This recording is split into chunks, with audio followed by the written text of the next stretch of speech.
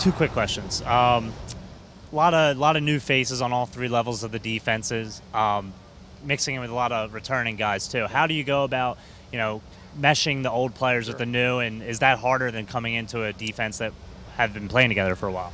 Yeah, I'm sure it's, I don't want to say that's never an issue, but it hasn't been an issue with us. I think it's all in our approach. I think the number one thing, again, back to Scott and his scouting staff, is that we've not only brought in good football players, we've brought in good guys, good character guys, and I think that's important when you bring guys into the locker room.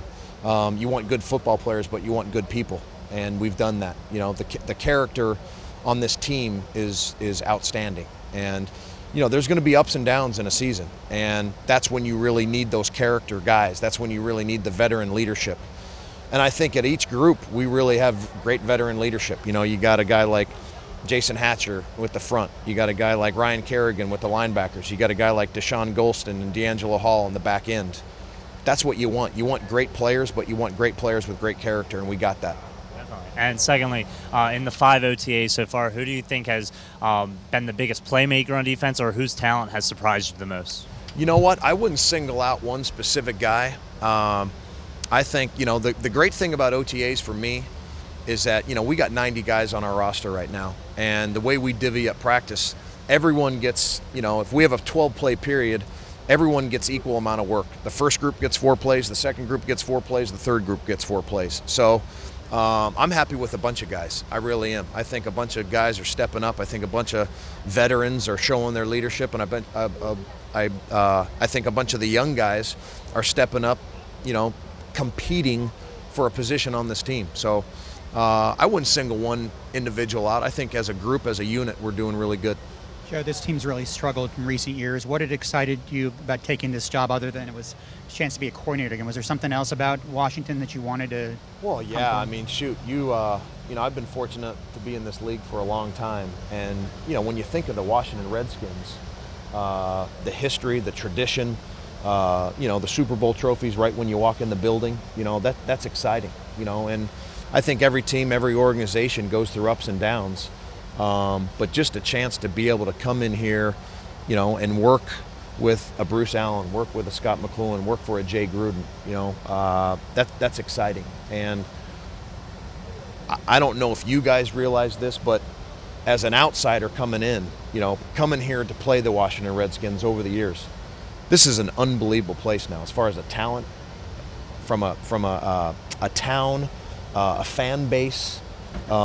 It's unbelievable rich in tradition, and I think that's the most exciting thing, is that you be able to come here and be a part of that, And guys, players, coaches can always be victim of the circumstances. Were you concerned after your record in Detroit that you wouldn't get another shot to be a coordinator? Oh, sure, but again, absolutely, that was a major concern of mine, because I do, selfishly, individually, I do have high aspirations for myself. So yes, that was a concern, but like I said, and I'll repeat myself, I'll say it many times, I'm a look forward guy. I'm never going to look behind me, and I learned from that. I became a better coach walking out of that situation, and I think I learned from it and became a better coach 7 years later. So, Coach, obviously D'Angelo Hall is coming back from a tough, double Achilles. Yeah. So, as somebody who is in charge of evaluating your roster,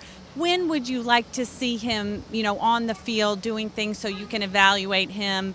And what's a theoretical path forward for him?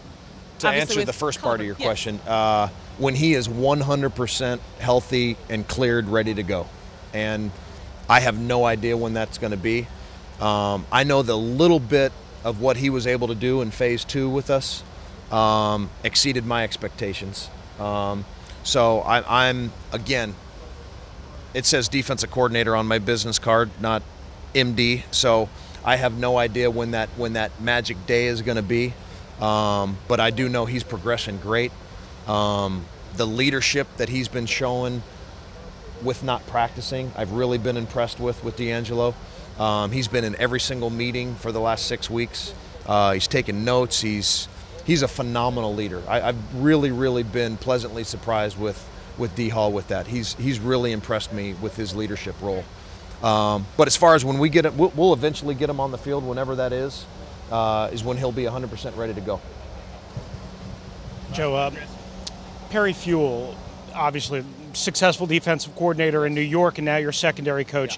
I know you don't want to look back at what Raheem was, but clearly he had a different style. How would you, in your words, describe what Perry's coaching style is? Seems like a disciplinarian from the outside. Oh, sure. I think, and that's the thing that people don't realize, is, Perry was a defense coordinator for 9 years.